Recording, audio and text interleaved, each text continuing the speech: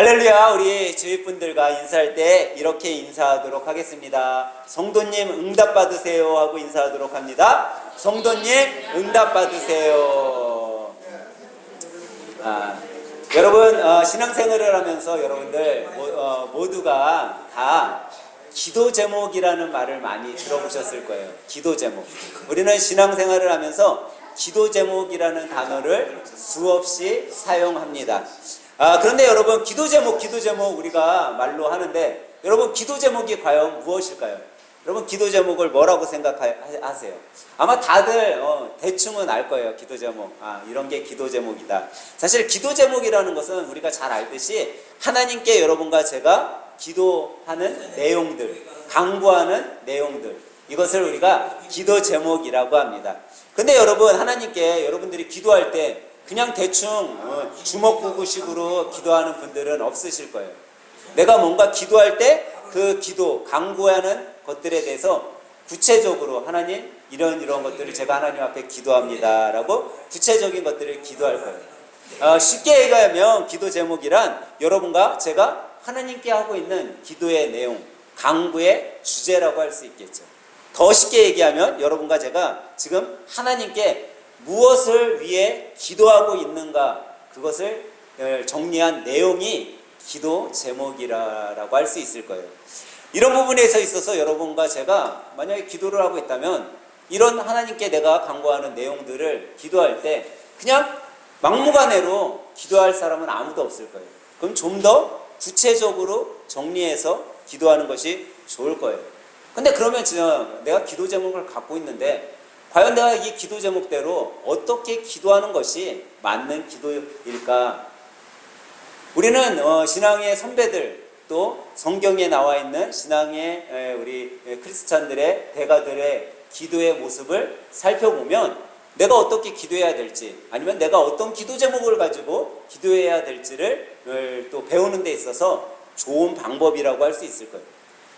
그럼 우리가 성경에 나와 있는 인물들을 한번 살펴보면 참 좋겠죠. 여러분 솔로몬 누구죠? 이스라엘의 왕이었어요. 다윗의 아들. 이 솔로몬이 하나님께 기도를 했어요. 하나님이 그에게 무엇을 주셨죠? 지혜를 주셨어요.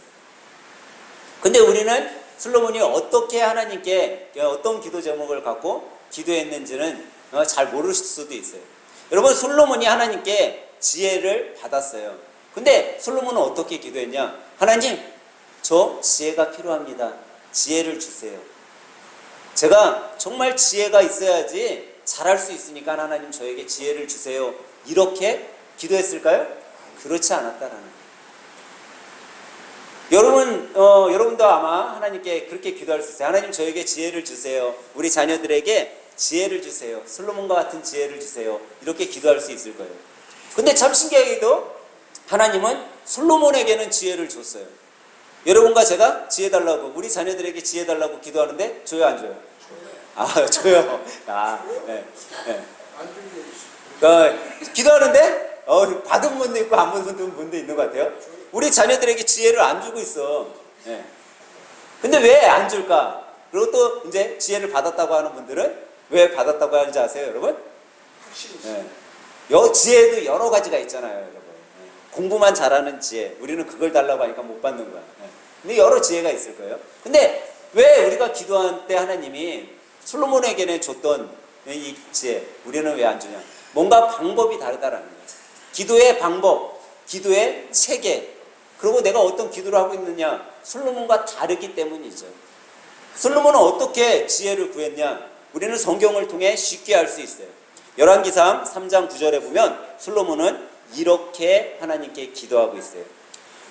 누가 주의 이 많은 백성을 재판할 수 있사오리까?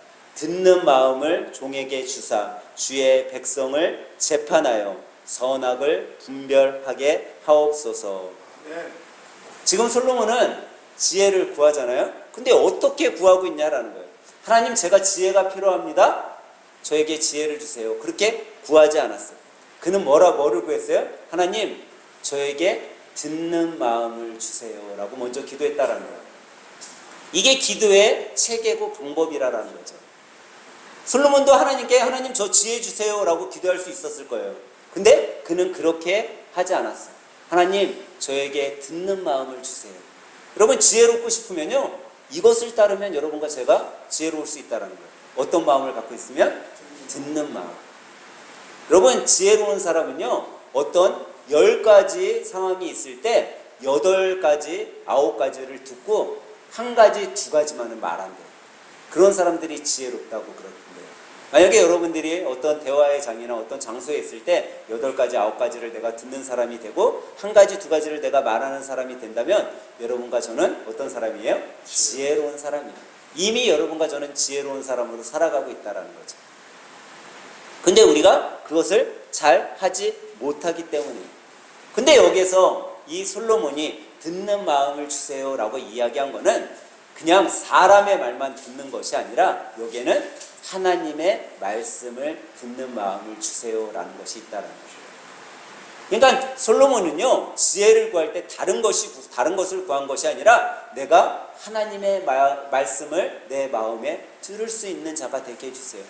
하나님의 말씀을 듣는 자는 하나님의 말씀대로 선포할 거고 하나님의 말씀대로 행동할 거고 하나님의 말씀대로 순종한 삶을 살아가니까 지혜로운 자가 될 수밖에 없다라는 거죠. 그것을 솔로몬은 알고 있었어요. 그리고 그 기도 가운데 지혜를 받게 되었던 거죠. 또 여러분, 성경에 한나라는 인물이 있어요. 이 한나, 여러분 어떤 사람이죠? 한나가 누구 엄마예요? 사무엘의 엄마예요. 사무엘 선지자. 구약 성경의 최고의 선지자라고 할 수 있는 사무엘 선지자의 엄마죠. 이 한나가 어떻게 하나님께 기도를 해요? 하나님께 기도를 해요. 뭐라고 기도해요? 하나님, 저는 태에 아이가 없어요. 근데 하나님께서 저에게 만약에 자녀를 주시면 이 자녀를 하나님의 종으로 바치겠습니다 라고 기도를 해요. 이 한나의 기도는요, 이런 기도가 된 거죠. 자녀를 위한 부모의 기도라고 할 수 있어요. 여러분들 자녀가 있는 분들 자녀를 위해 기도하고 있어요? 안 기도하고 있어요? 누구나가 다 기도할 거예요. 내 자녀를 위해서. 부모가 자녀를 위한 기도를 할 때 그 자녀가 새로운 삶을 살아갈 수 있다는 거예요. 그 정도로 부모의 기도는요, 파워가 있고 힘이 있는 거예요. 근데 이 한나가 자녀를 위해 기도할 때 어떻게 기도했냐라면요, 그냥 자녀가 잘 되고 자녀가 지식이 있고 똑똑한 사람이 되게 해달라고 기도한 게 아니에요.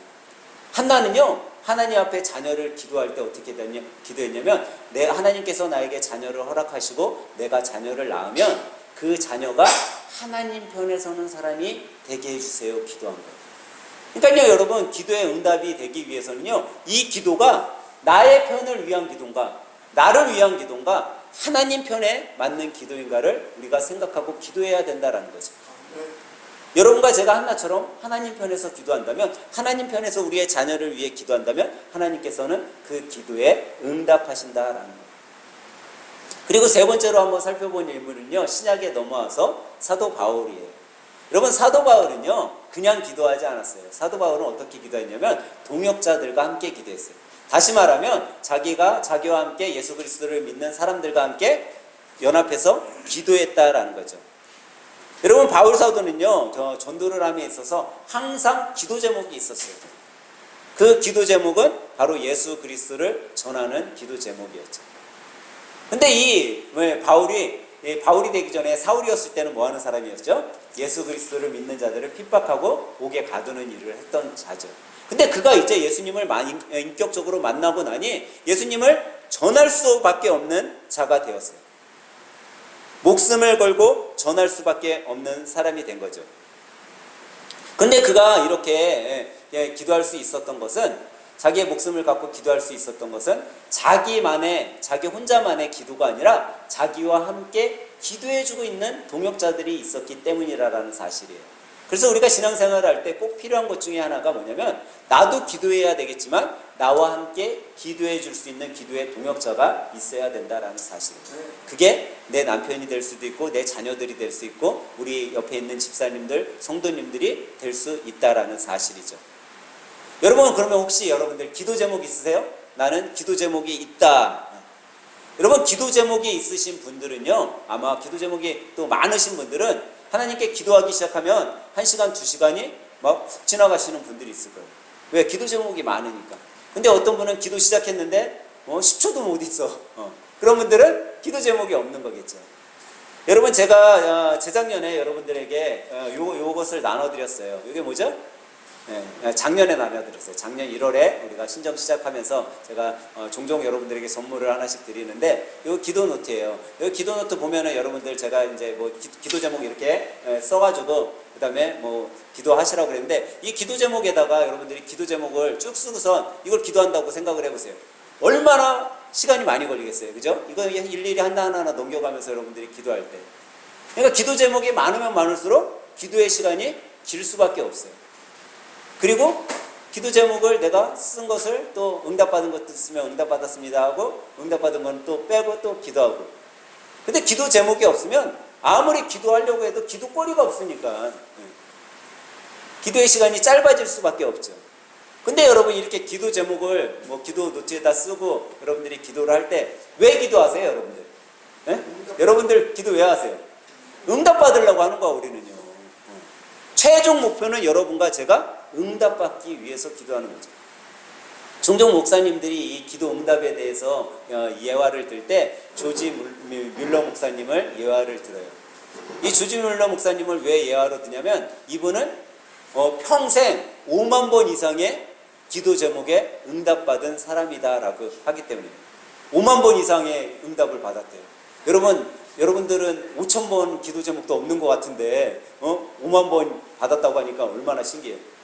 근데 이 조지 뮬러 목사님이 왜 더 유명해졌냐면 이 목사님이 살아생전에 내가 이렇게 기도 노트를 작성하고 이것에 응답받았습니다 이야기한 것이 아니라 이분이 돌아가시고 난 다음에 자녀들이 유품을 정리하다 보니까 기도 노트를 발견하게 됐고 거기에 아버지가 기도 제목 쓴 거, 응답받은 거, 응답받았다고 쓴 것을 봤더니 5만 가지인 거예요. 그게 더 놀라웠었던 거죠. 그러면서 이 조지 뮬러 목사님이 기도의 용사, 기도의 대가라는 그런 수식어가 따라다니게 되었어요. 근데 여러분 사실 조지 뮬러 목사님이 어떤 사람이었냐? 어린 시절에요 엄청난 말썽꾸러기였어요. 저는 비교도 안 돼요. 어느 정도 말썽꾸러기였냐면 항상 동네 아이들과 싸움을 하고 수도 없이 부모님 지갑에 손을 대고 그런 친구였어요. 얘가 자라서 뭐가 될까? 부모님들이 걱정할 정도였어요. 선생님들도 다 손스레칠 정도의 어린이였어요.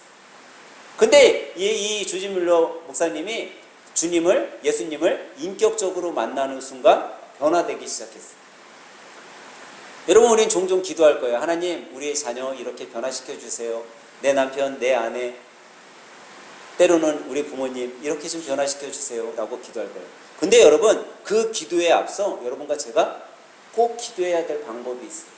그게 뭐냐면 우리는 무엇을 변화시키기 위해 기도하지 말고 하나님 만약에 여러분들이 누군가가 변화되길 원한다면 우리 자녀가 변화되길 원한다면 하나님 우리 자녀가 주님을 인격적으로 만나게 해주세요 라고 기도해야 돼요. 그것이 먼저 앞서야 되는 거예요. 예수님을 먼저 인격적으로 만나잖아요. 만나면 내가 아무리 노력 안 해도 괜찮다라는 거예요. 주님을 인격적으로 만나는 순간 그 자녀가 변화되게 되는 거예요. 여러분 조지 뮬러 목사님이 주님을 만나고 변화됐어요. 저를 봐도 저도 예수님을 만나고 제 삶이 완전히 180도로 변화된 것을 보게 돼요. 이것은 누가 하지 않는 거예요. 여러분의 힘으로 뭔가 내가 어떻게 해보려고 하잖아요.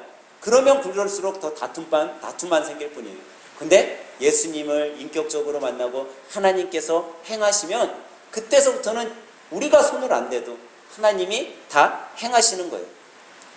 여러분 기도는 응답됨을 믿으십니까? 네. 우리가 기도가 응답됨을 믿기에 기도하고 있는 거예요. 그런데 여러분 우리가 기도할 때 응답됨을 믿고 기도하는데 혹시 이럴 때가 있어요. 여러분 기도를 해도 응답 안 되는 것 같아요. 작년에 기도를 시작했어요. 아니면 올 초에 기도를 시작했어요. 한 달 열심히 기도했어요. 2달 열심히 기도했어요. 기도하는데 벌써 7달이 지나갈 동안 기도에 응답이 없어요. 기도에 응답이 없어요. 그러면 어떤 생각이 들어요? 하나님 내 기도에 응답하지 않나? 그런 생각이 들죠. 근데 여러분 한번 생각해 보세요. 우리가 이 기도 응답에 대해서 이야기할 때 이런 것들을 많이 이야기를 해요. 여러분 기도의 응답, 여러분들이 제가 기도 응답 받을 때 믿고 확신 가운데 기도해야 되는데 우리는 종종 이게 딜레이 되거나 이게 전혀 믿겨지지 않는 일이 일어나면 뭐라고요? 하나님 응답하지 않으시나 생각을 한다라는 거예요. 그 믿음이 내가 믿고 기도해야 되는데 그 믿음의 확신이 떨어진다라는 거죠. 우리는 그것을 어디에서 볼 수 있냐면요, 사도행전 12장에 보면 베드로 사도의 삶을 통해 볼 수 있어요. 여러분, 사도행전 12장은요, 베드로 사도가 이제 예수 그리스도를 전하다가 옥에 갇히는 사건이 나와요. 사실 이미 예수님의 제자들이 예수님을 전하다가 죽임을 당해요. 특별히 이 베드로가 옥에 갇히기 바로 전에 무슨 일이 일어나냐면 야고보 사도가 살인을 당해요. 칼로 죽임을 당하는 거죠. 헤롯이 너 예수님 전했어? 라는 것으로 야고보 사도를 칼로 죽여버렸어요. 그리고 난 다음에 이제 베드로 사도가 옥에 갇히게 되었어요. 여러분, 베드로 사도의 입장이라고 한번 생각해 보세요. 자기하고 그렇게 사역을 같이 하던, 자기와 같이 예수님의 사도라고 하는 야고보 사도는 칼로 죽임을 당했어요. 이제 자기는 옥에 갇혔어요. 사형 날짜가 내일 모레로 다가왔어요. 여러분, 그렇다면 여러분 어떤 생각이 들겠냐라는 거죠. 희망이 있겠어요? 나 이제 교수형 당하는데? 아마 희망이 없을 거야. 그런데 그런 베드로 사도가 어떻게 하고 있냐면 기도하고 있다라는 거예요. 근데 자기만 기도하고 있는 것이 아니라 옥에 있을 때 베드로 사도를 위해서, 베드로 사도는 옥에 갇혀 있었고 그때 같이 교회에서는 베드로 사도를 위해 같이 기도하고 있어요. 사도행전 12장 5절에 보면 이에 베드로는 옥에 갇혔고 교회는 그를 위하여 간절히 하나님께 기도하더라 라고 이야기하고 있어요. 교회가 뭐하고 있다고요? 기도하고 있어요. 근데 이 이후의 사건을 보면서 여러분과 저의 모습을 발견하게 돼요. 다시 말해서 교회가 기도하고 있다는 건 뭐예요? 교회 성도들이 베드로 사도를 위해 기도했겠죠. 여러분, 베드로 사도가 옥에 갇혀 있어요. 그럼 여러분 어떻게 기도했을 것 같아요? 여러분들이라면, 제가 옥에 갇혀 있어요. 예수님을 전하다가. 그러면 저를 위해 어떻게 기도하겠어요? 네. 하나님, 우리 목사님 좀 풀려나게 해주세요. 우리 목사님 좀 옥에서 나오게 해주세요. 그렇게 기도하지 않았겠어요? 지금 베드로 사도가 갇혀 있을 때 교회 사람들 그렇게 기도했을 거야. 우리하고 똑같이. 그런데 참 신기한 일이 일어나요. 그들이 이렇게 기도하고 있을 때 하나님께서 천사를 보내서 옥의 문을 열어주세요. 착고를 풀어줘요. 근데 사실 여러분, 이게 옥의 문이 열리고 착고가 풀리는 거, 그것만 신기한 것이 아니에요. 당시 이 헤롯은요, 아그리파 1세인데 이 아그리파 1세는요 이 예수 그리스도를 전하는 사도들이나 제자들을 어느 정도로 싫어했냐면, 왜 싫어했냐면 유대인들에게 자기가 신임을 받기 위해서, 잘 나가는 왕으로 대우받기 위해서 일부러 더 죽인 거예요. 그러니까는 이 베드로 사도가 갇혀 있을 때도 이 베드로 사도를 처형시키기 위해서, 사형수잖아. 그러면 어떻게 감시했겠어요? 그냥 대충 옥문 잠가놓고 감시했겠어요? 성경은요 베드로 사도를요 4명의 감수자들이 감시했다라고요. 근데 이 4명이 그냥 4명만 감시한 게 아니라 4개조로 나눠서. 그럼 몇 명이 감시한 거예요? 16명이 감시하고 있었던 거예요. 그런데 하나님께서 천사를 보내서 그들의 눈도 가려주고 창고도 열리게 해주고 문도 열었어요. 이제 베드로 사도가 나왔어. 옥에서. 어디로 갔어요? 자기를 위해 기도하고 있는 교회로 갔어. 교회에 가가지고 이제 똑똑똑 문을 뜯은 게요. 그러니까는 하녀가 나와서 문을 열어줘요. 누구세요? 누구세요? 하고 문을 열라고 해요. 근데 바깥에서 누구 목소리가 들려요? 베드로 사도 목소리가 들리네? 아니, 분명 베드로 사도는 지금 어디 있어요? 옥에 갇혀 있어야 되잖아. 옥에 갇혀 있어야 되는데 베드로 사도 목소리가 들리는 거예요. 이 하녀 로데가 깜짝 놀라서 뛰어들어가요. 문을 열어주는 것도 잊어버리고 베드로 사도 목소리가 들리니까 안에 들어가서 여러분 베드로 사도가 왔어요. 지금 문 밖에 있어요. 라고 이야기를 했어요. 근데 같이 기도하고 있었던 교회 성도들이 뭐라고 해요? 야 로데, 너 미쳤구나. 여러분, 그 모습이 우리의 모습이 아니냐라는 거죠. 우리는 지금 어떻게 기도하고 있었어요? 하나님, 베드로 사도 좀 풀려주게 해주세요. 감옥에서 나오게 해주세요. 그렇게 기도했어요. 근데 그것이 응답됐어. 근데 뭐라고 얘기하고 있다고요? 야, 너 미쳤냐? 어떻게 베드로 사도가 나올 수가 있어? 지금 옥에 갇혀있고 간수자들이 그것도 4명씩이나 붙어서 그를 감시하고 있는데 어떻게 나올 수 있냐? 우리는 우리의 모습을 보게 되는 거죠. 하나님 나의 기도에 응답해 주세요. 수없이 기도하고 있으면서 정작 하나님이 응답해 줬는데 그것을 믿지 못하고 어떻게 이것이 되어질 수 있어? 여러분, 우리는 이런 마음을 갖고 기도하고 있지는 않냐라는 거예요. 야, 내가 기도하고 있으면서 설사 하나님이 이거 들어주실까? 어? 우리 호종이가 하나님 IQ 200이 됐으면 좋겠습니다. 설사 이거 하나님이 들어주실까? 우리는 이렇게 기도하고 있지는 않냐라는 거죠. 근데 여러분 한번 생각해보세요. 나의 생각 속에, 여러분의 생각 속에는 안 들어질 것 같은 그런 기도라 할지라도 하나님 편에서는 뭐예요? 하나님께서는 그냥 행하실 수 있다라는 거예요. 하나님 편에서는요, 그냥 행해지신다라는 거예요. 그러니까 여러분과 제가 어떻게 해야 돼요? 걱정하지 않고 기도하면 된다라는 거예요. 여러분, 이 아침에 여러분과 제가 살펴본 오늘 본문의 이야기는요, 이미 우리가 잘 알고 있는 거죠. 아브라함이 사라하고 결혼을 했어요. 이제 나이가 75세가 되었죠. 근데 자식이 있어요, 없어요? 자식이 없어요. 하나님께서 창세기 12장에 아브라함에게 나타나셔서 이렇게 말씀하셨어요. 아브라함아, 너는 친척 본토 아비의 집을 떠나 내가 너에게 지시할 땅으로 가라라고 이야기해요. 그때 하나님께서 아브라함에게 약속하신 것이 뭐냐면 내가 너로 큰 민족을 이루게 해주겠다라고 약속을 해요. 그리고 이 약속에 대해서 하나님이 다시금 창세기 15장에 가면 이런 말씀을 해요. 이제 하나님께서 약속을 해서 큰 민족을 이루게 하신다고 했잖아요. 근데 나이가 아무리 들어도 75세가 돼도 아이가 낳지 않으니까 이 사라가 인간적인 방법을 사용을 해. 여러분과 저하고 똑같은 거예요. 야, 하나님이, 내가 기도하고 있는데 하나님이 이런 방법으로 응답하시려나? 하고선 뭐라고 얘기해요? 이렇게 얘기해요. 야, 내가 임신할 수 없으니까 하녀 하가를 아브라함에게 보내서 하가를 통해 임신하게 하자. 그래서 자기 하녀를 아브라함에게 넣어서 아이를 낳아요. 근데 15장에 가서 하나님이 뭐라고 말씀하셔요? 이는 내 씨가 아니다. 누구에게서 나온 자가 너시다? 사라. 내 아내 사라에게서 난 자가 정말 너시다라고 15장에 약속을 하십니다. 그리고 이제 이 아브라함이 99세가 됐습니다. 여러분, 75세에서 99세가 됐으니까 몇 년이 흘렀어요? 25년이 흘렀어요. 여러분 생각해 보세요. 여러분들이 오늘서부터 기도를 해요. 오늘서부터 기도를 했는데 25년이 지났어요. 기도 응답이 없어. 여러분 어떻게 생각할까요? 저는 그렇게 생각할 것 같아요. 야, 하나님, 내 기도의 응답 이제 안 하실 건가 보다. 나 이제 천국 갈 일 바로 코앞인데 아직도 하나님께서 응답하시지 않았는데 들어주시겠어? 라고 생각하지 않겠어요? 다들 표정은 아니신 것 같네요. 하나님 반드시 들어주신다라는 표정 같으시네요. 네. 근데 여러분, 우리는 연약하기 때문에 이 아브라함과 사라처럼 우리는 행할 수 있다라는 거죠. 근데 참 신기하게도 하나님께서요, 99세가 되는 해에 아브라함에게 이런 말을 하세요. 아브라함, 너 일로 와봐라. 아브람이라는 말은요, 높임을 받는 아버지라는 뜻이에요. 아브람. 근데 그 아브람을 하나님이 불러서 뭐라고 얘기하세요? 너의 이름을 이제 아브라함이라고 하라라고 해요. 아브라함이라는 말은요, 열국의 아버지라는 거예요. 민족의 아버지라는 거예요. 그러니까 그냥 높임을 받는 아버지, 존귀한 아버지라는 뜻은 그냥 아버지인 거예요. 혼자의 아버지, 누구의 아버지, 아니면 양자의 아버지가 될 수도 있어요.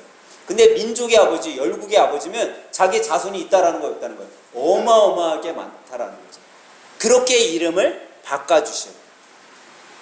근데 이거를 왜 99살에 하나님께서 하셨을까? 한번 제가 오늘 설교를 준비하면서 생각해 봤어요. 하나님은요, 참 배려심이 많으신 것 같아요. 베푸심이 많으신 하나님 같아요. 그냥 99살, 100세 될 때까지, 이삭을 낳을 때까지 그냥 놔둬도 돼요. 근데 하나님은요, 참 신기하게도 깨달음의 시간을 허락하시는 것 같아요. 여러분과 제가 기도를 할 때 되어지는 일들이 없어요. 하나님, 내가 기도 제목 놓고 이렇게 기도하는데 이루어지지 않아요. 그때는요, 여러분, 내 기도의 초점을 내 기도 제목만 보면 안 돼요. 그때는 무엇을 봐야 돼요? 주위에 이루어지는 것을 보면은 이것을 하나님께서 이루어 가시는지 알 수 있다라는 거예요. 지금 아브라함과 사라가요, 지금 25년 동안 기다려도 아무것도 되어지는 게 없었어. 이것만 보니까 낙심할 수밖에 없는 거예요. 이것만 보니까 하나님은 내가 하가를 통해서 낳게 하시려나 보다. 이런 인간적인 생각을 하게 되는 거죠. 근데 하나님은요, 그런 모습 속에 아브라함에게 아브라함이라는 이름을 바꿔주시면서 다시금 하나님이 나와 약속하신 것에 응답하시는 하나님이라는 것을 깨닫게 해주신다라는 거죠. 그리고선 이제 100세가 되어서 이 아브라함이 아들 이삭을 얻게 돼요. 그런 내용이 오늘 여러분과 제가 나눈 말씀이죠. 우리는 오늘 이 본문을 통해서 우리는 이런 것들을 한번 나눠봤으면 좋겠어요. 짧게 나누려고 하는데 과연 어떤 자세로 우리가 기도할 때 응답되어질 수 있는가? 과연 여러분과 제가 기도하는 이 기도 제목이 어떻게 기도해야지 응답되어지는가? 이것을 좀 짧게 살펴보면서 오늘 말씀을 정리하려고 합니다. 첫 번째로 여러분과 제가 우리가 기도한 것에 대해 하나님의 약속은 반드시 응답된다는 믿음을 갖고 기도해야 된다라는 거예요. 여러분, 하나님은 신실하신 하나님이심을 믿으십니까? 여러분, 그 하나님은 신실하시기 때문에 그 신실하신 하나님은 반드시 응답하셔요. 근데 여러분, 우리가 생각해야 되는 것이 있죠. 하나님의 때와 나의 때는 다르다라는 것을 기억해야 돼요. 아브라함의 때는요, 하나님이 약속한 땅으로 가건 아니면은 자기가 기도하면 금방 하나님이 이루어질 것이 아브라함의 때였어. 75살에 하나님이 나한테 약속하셨으면 적어도 80에는 이루어지셔야지. 그게 아브라함의 때였어. 근데 하나님의 때는 그렇지 않았어. 하나님의 때는 100세가 됐을 때가 하나님의 때였던 거죠. 어떤 취업을 하려고 하는 젊은 친구가 1년 동안 계속 이력서를 내고 회사에 했어요. 근데 아무 회사도 자기를 뽑아주지 않은 거야. 2년이 되었어요. 자기가 좀 선망하는 그런 회사에 다시 이력서를 냈어요. 근데 뽑아지지가 않는 거야. 근데 이제 3년째 되는 해에 정말 이 회사는 내가 너무나 들어가고 싶었는데 내 스펙도 안 맞아. 내 실력도 안 되는데 그래 한번 이 회사 어차피 떨어질 텐데 하는 마음으로 이력서를 냈어요.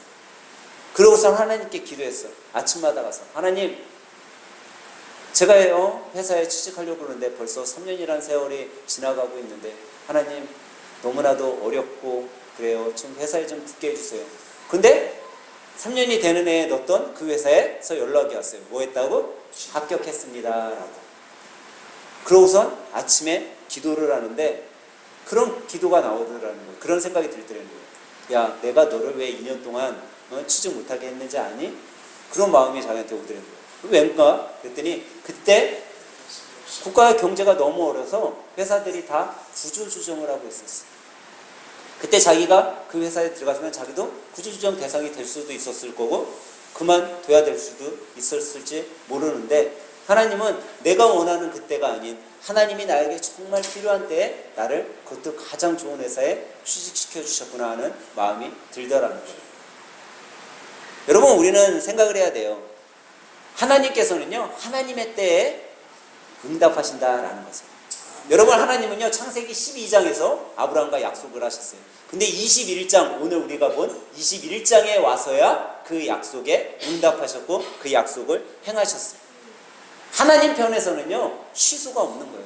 하나님 편에서는 하나님께서 약속하신 그때가 됐을 때 하신다라는 거죠. 근데 여기에서 우리가 꼭 깨달아야 될 것을 오늘 본문에서 우리는 찾아볼 수 있는데 오늘 본문 21장 1절은 이렇게 말씀하고 있어요.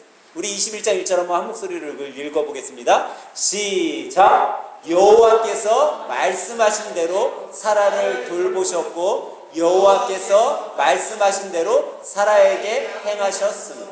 여기 보니까 어떻게 했다고요? 여호와께서 여러분, 기도 응답은요, 나의 말이 아니에요. 누구의 말씀대로? 하나님의 말씀대로. 하나님의 말씀대로 응답하시는 거고요. 하나님의 말씀대로 약속을 행하시는 거예요.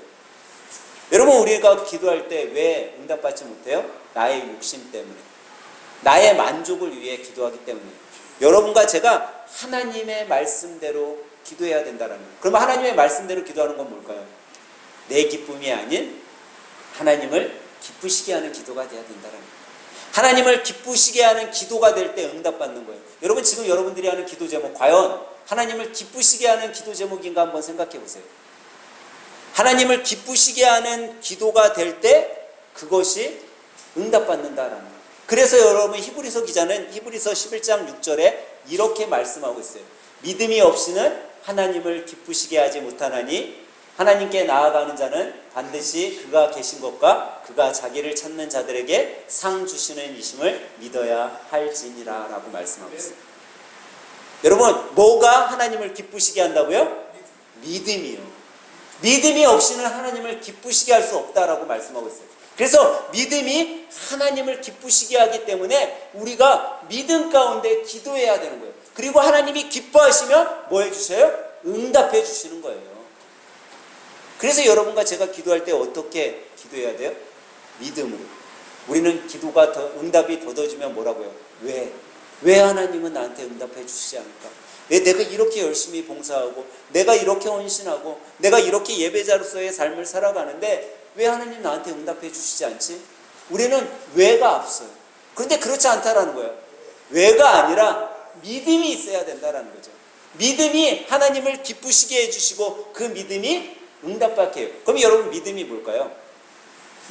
믿음은요 확실히 되어진다라는 확신이. 내가 이렇게 하나님 앞에 기도하면 하나님은 분명 이루어 주실 거야. 내가 주님을 이렇게 기쁘게 하는 기도를 한다면, 내가 정말 하나님의 마음, 하나님의 편에서 기도한다면 분명 하나님께서는 이 기도에 응답하실 거야 라는 확신이 바로 믿음이라는 거예요. 그래서 여러분, 우리가 응답받기 위해서는요 어떻게 기도해야 돼요? 이 믿음 가운데 확신을 가지고 하나님께서는 반드시 이루신다라는 거예요. 두 번째로 여러분과 제가 응답을 끝까지 받기 위해서 어떻게 기도해야 되냐면요, 하나님은요 하나님의 때에 이루신다라는 거예요. 여러분, 다른 때에 이루시는 것이 아니라 하나님의 때. 여러분, 가장 중요한 것은요 알맞은 때가 있다라는 거예요. 여러분, 우리가 교회 텃밭에 씨를 뿌렸어요. 제가 오늘 목사님 칼럼에다가 교회 텃밭을 가꾸며라는 것을 이야기를 썼어요. 근데 여러분, 올해는요 제가 사실 교회 텃밭을 가꾸기 위해서 모종을 안 살려고 했어요. 모종이 비싸잖아요. 그래서 씨를 뿌려서 한번 모종을 만들어 보려고 시도를 했어요. 근데 1월 달에 씨를요 계란판에다 심었는데 싹이 안 나는 거예요. 싹이. 한 달이 지나도, 2달이 지나도, 3달이 지나도 4월이 됐어요.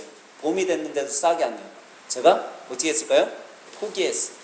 그리고 그 계란판에 있던 씨앗을요 다 텃밭에 갖다 뿌렸어요. 그리고 모종 몇 개를 사다가 심기 시작을 했어요. 근데 이제 5월달이 되는데요, 제가 포기하고 씨를 뿌린 그 화분에서 싹이 올라오는 거예요. 뭐가. 그래갖고 처음에는 제가 또 이거 내가 심은 싹이 아닌가라고 생각을 했어요. 그냥 화분에 있던 게 뭐 풀이 자라나 보다.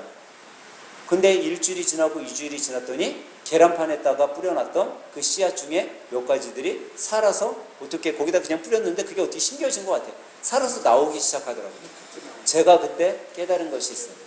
야, 때가 있구나. 나는 열심히 계란판에다 물을 주고 얘가 나올 거다라고 생각하고, 한 달이면 나오겠지, 2달이면 나오겠지, 3달이면 나오겠지 했지만 때가 아니었던 거지. 여러분, 하나님께 여러분들이 기도하고 계세요. 그 기도의 응답에 때가 있음을 여러분 믿으시기 바랍니다. 하나님의 때가 돼야지만 여러분 응답받는 거예요. 아브라함과 사라가 아무리 25년 동안 아들이 나야지, 아들이 왜 안 나올까? 하나님, 제 기도에 응답 안 하셔요? 라고 했지만 하나님의 때가 되어서 100세가 되니 그 약속이 이루어졌고, 하나님은 그때에 자기가 약속하신 그 하나님의 말씀대로 행하셨다라는 사실이에요. 우리는 기도할 때 나의 때가 아닌 하나님의 때를 기다려야 돼요. 여러분, 옛날에 이런 사람이 있었어요. 이분이 기독교 가정에서 태어나서 부모님 밑에서 신앙생활을 하는데 부모님이 신실한 크리스찬이었어요. 그래갖고 아이에게 너 신앙생활을 하는데 너 나중에 장성해서 하나님 앞에 생활할 때에도 이것만은 꼭 지켜라. 뭐냐? 새벽기도. 2번째, 11조 생활. 그걸 배웠어요. 그래갖고 얘가 성장을 해서 엄마한테 배운 그 가르침대로 새벽기도 열심히 하고 11조 생활을 했어요. 어느 정도 11조 생활을 하면 자기가 벌이가 들어오면 오른쪽에다가 11조를 챙기고 왼쪽에는 자기가 쓸 거를 항상 분리를 했어요. 그러고선 어떻게 하다가 사업을 하게 되었어요. 그게 뭐냐면 금광사업이에요. 그래갖고 돈을 이쪽 저쪽에서 많이 끌어다가 광산을 열게 되었어요. 매일 새벽에 하나님께 기도했어요. 11조 생활도 열심히 했죠. 근데 한 해가 지나고 두 해가 지나도 금이 나와요, 안 나와요? 안 나와요. 난리가 났어요. 빛 독촉이 막 오기 시작했어요. 새벽 제단을 쌓으면서 그가 기도했어요. 하나님 분명히 하나님께서 말씀하셨지 않으셨어요? 제가 이렇게 신앙생활하고 또 하나님께서 성경에 분명히 말씀하시지 않으셨어요? 다른 것으로 나를 시험하는 것이 아니라 너 11조를 갖고 한번 시험해봐라 라는 말씀까지 저에게 하시지 않으셨어요? 저는 그런 생각을 했는데 왜 하나님 제가 이렇게 힘들게 되었을까요? 막 눈물로 기도하기 시작을 했어요. 근데 그날 어느 날 기도를 새벽에 그렇게 기도하고 있는데 갑자기 하나님께서 그러는 거예요. 자기 마음속에 슬퍼하지 말고 더 깊이 파라라는. 그가 이제 광산에 들어가서 뭐예요? 더 깊이 파기 시작했어. 빛 독촉자들이 찾아와서 저 인간 이제 미쳤구나 드디어 안 나오는 금강 그것을 사람 인부도 없는데 지 혼자 들어가서 파고 있어? 미쳤네 드디어. 사람들이 그가 미쳤다라고 얘기했어. 하지만 그는 매일 새벽 예배 끝나면 광산에 들어가서 곡괭이질하면서 파기 시작했어. 근데 드디어 어느 날 땅을 더 깊게 파는데 뭐가 나왔어요? 금이 딱 찍혔어요? 아니, 검은 물이 솟구치기 시작했어. 여러분 그 검은 물이 뭐예요? 기름이 유전이 터진 거예요. 그 사람이 누구냐면 서기왕 록펠로 이야기. 그가 자서전에 그런 이야기를 써요. 나는 내 때를 믿고 내 때만 생각하며 하나님께 기도했습니다. 나는 내 때만 생각하고 하나님께 헌금했습니다.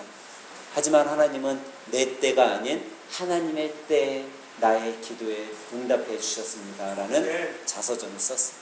여러분 우리는 기도할 때 하나님의 때를 기다려야 된다. 그러면 응답받을 수 있다. 그리고 마지막 세 번째로 여러분 기도 응답에는요 반드시 그 끝에 기쁨이 있다라는 거예요. 여러분과 제가 기도하는 건요 그냥 기도로 끝나는 것이 아니라 우리가 기도할 때 하나님께서는요 그 끝에 기쁨을 주세요. 그래서 여러분과 제가 방금 말씀드렸잖아요. 히브리서 기자는 히브리서 11장 6절에 믿음이 없이는 하나님을 기쁘시게 못한다라고 했잖아요. 이것은 하나님께만 기쁨이 되는 것이 아니라 우리 편에도 기쁨이 있다라는 거죠. 여러분 기도 응답이 되었다면 기쁘겠어요? 안 기쁘겠어요? 기쁘죠. 여러분. 그래서 항상 기도의 끝에는 기쁨이 있는 거예요. 오늘 말씀해 봤더니 6절에 이렇게 사라가 얘기해요. 사라가 이르되 하나님이 나를 웃게 하시니 듣는 자가 다 나와 함께 웃으리로다. 여러분 웃는다는 건 뭘까요? 슬픈 거예요? 기쁜 거예요? 기쁘니까 웃는 거예요. 여러분 기쁜 사람 옆에는요 이 기쁨이 어떻게 보면은 바이러스처럼요 막 옮겨져요. 누군가 깔깔대고 웃으면요 깔깔대고 옆에서 웃게 되는 거예요. 근데 이 기쁨 어떨 때 기쁨이 오냐? 여러분 기도에 응답이 되어지면 기쁨이 오는 거예요. 그래서 여러분 우리는요 기쁨 가운데 기도해야 된다라는 거죠. 이것이 기쁨 가운데 기도가 될 때 하나님께서는요 그 사람의 삶을 통해 그 인생을 변화시켜주고 나뿐 아니라 내 주위에 있는 사람들의 삶까지도 바꿔주신다라는 거예요. 제가 종종 여러분들에게 이야기하잖아요. 여러분들이 어떤 모임에 누군가의 자리에 갔을 때 그곳에 웃음이 있나 아니면 내가 딱 갔더니 활기차고 깔깔대고 웃던 곳에 침묵이 있나 한번 여러분들 바라보시라는 거예요. 내가 갔는데 막 웃음이 있고 그러잖아요. 그러면 나는 어떤 사람이에요? 기쁜 사람이에요. 나는 행복한 사람이에요. 그것을 보면요 누군가가 그 기쁜 곳에 오고 싶어 해요. 저희가 종종 이제 금요일날 볼링장 가서 교회 식구들하고 볼링을 쳐요. 근데 요즘에 한 부부가 저희 볼링 치는데 같이 치는 분들이 있어요. 근데 그 부부가요 처음에는 그냥 얼굴만 이렇게 보고 다니다가 어느 날 남편이 저한테 오더니 그렇게 얘기하는 거예요. 저기요 혹시 우리도 여기에 같이 치면 안 될까요? 그렇게 이야기를 하더라고요. 근데 저분이 왜 우리하고 같이 치고 싶어 할까라고 한번 생각해 봤어요. 그랬더니 우리는요 뭐가 있어요? 기쁨이 있더라니까요. 행복이 있더라니까요. 아주 텐션이 높아요. 그러니까 주위에 있는 사람들이요 야 저 사람들은 왜 이렇게 행복해 보이지? 저 사람들은 즐거워 보이지? 나도 저 사람들하고 같이 하면 좋을 텐데. 여러분 기쁜 사람 행복한 사람은요 주위에 있는 사람들까지도 기쁘게 해주고 그 사람들이 그곳에 같이 하고 싶어지는 거예요. 우리는 여러분 기도가 여러분과 저를 기쁘게 해주는 응답임을 믿으시기 바랍니다. 그래서 여러분 이번 한 주 살아갈 때 여러분들 기도 제목 가지고 기도할 때 이 기도가 정말 하나님을 기쁘시게 하기 위한 기도인가 한번 생각해 보시고, 기도에 응답이 잘 안 될 때는 정말 하나님의 때가 아직 하나님이 기다리고 계신가, 그런 마음을 가지고 끝까지 기쁨 가운데 기도가 응답될 때까지 낙심하지 말고 믿음 가운데 기도함으로써 이번 일주일간 그 기도의 삶 가운데 순종으로 체험할 수 있는 여러분과 저가 되길 예수님의 이름으로 간절히 축원합니다.